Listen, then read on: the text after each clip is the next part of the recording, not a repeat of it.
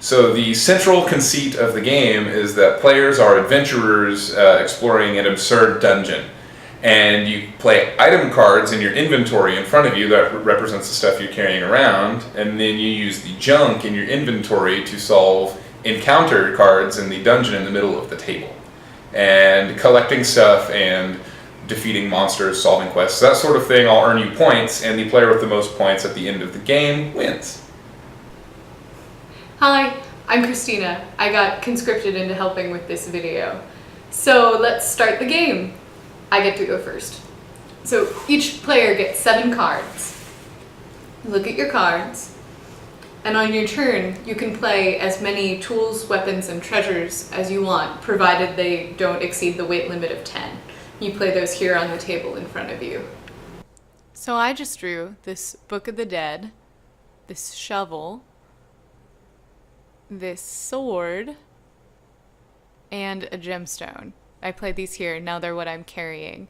And, let's see, 2, 4, 6, 9. I haven't exceeded my weight limit, which is great. I have also drawn this monster. He's an incredibly vain goblin. And once a turn, you can play a monster, puzzle, or quest in the middle of the table. So I'm doing that with him. Those cards are laid out in a 3x3 grid, up to 9 cards. So I've played a couple of cards in front of me. I've got the lantern and the sword. It's a tool and a weapon. I'm currently under 10 weight, so I'm good to go. I've also got a container card here, which is the pack mule, who can carry 8 weight. He looks pretty upset about me dragging him through a dungeon with a bunch of stuff on his back, but it does increase my weight limit by 8, so I'm going to go ahead and play him. Now, I'm going to play things into the container. That's how they work. So I'm going to put in some plate mail, and also this really great worthless crystal skull, and also the 50 foot of rope, which is extremely useful.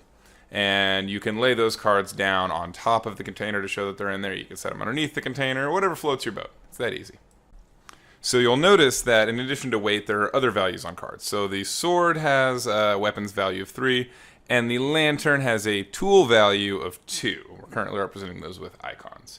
And the reason those values are important are because quests and encounters in the dungeon all have specific requirements for beating them. For example, the incredibly vain goblin, which is worth 4 points if you defeat it, requires either 2 weapons value or sacrificing a treasure. I could sacrifice my skull, but I have the sword here, so I might as well just go ahead and take that, and I get to put the card right into my little victory pile of accomplished points. The idea here is that you manage your inventory with an eye towards strategically being able to accomplish things in the dungeon. Seems pretty simple, right? But other players can screw you over with effects or traps.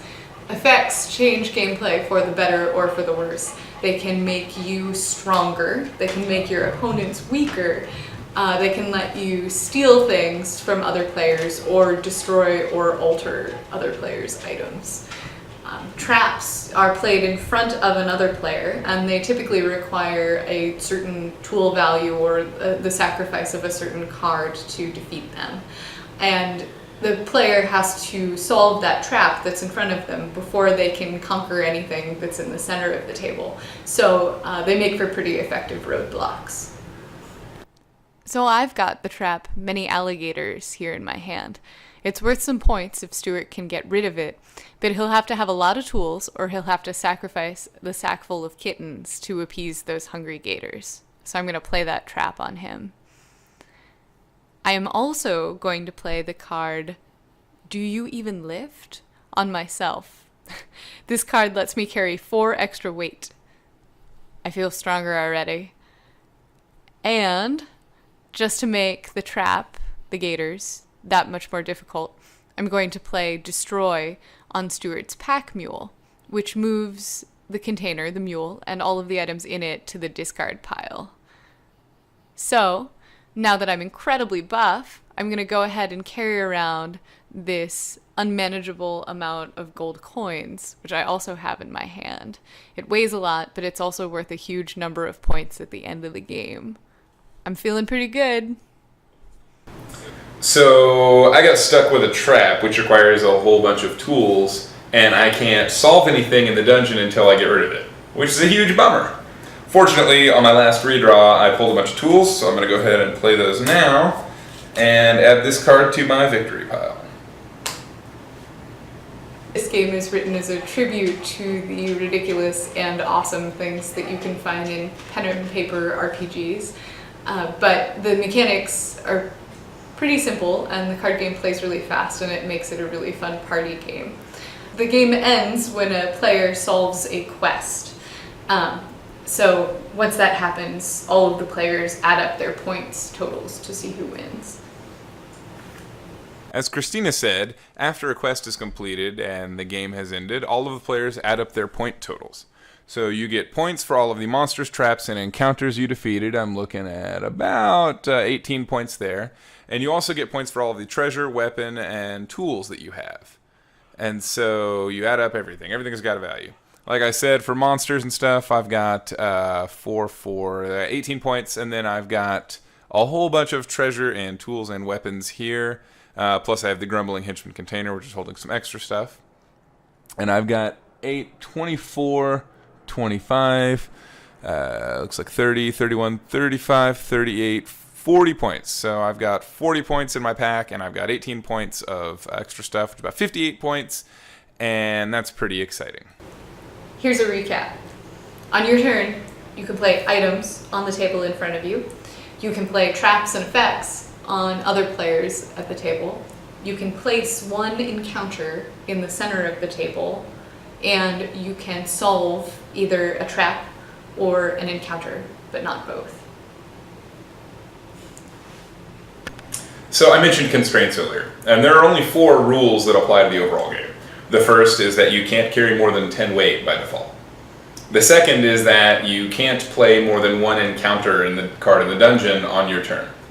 The third is that you can only solve one encounter or trap on your turn.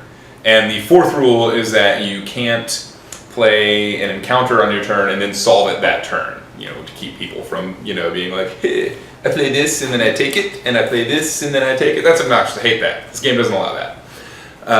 And so yeah, there are only 4 rules, and the rules are simple, but the result is a complex strategic game full of hoarding and backstabbing. It's like reality TV, except with dragons. Thank you for watching our gameplay video.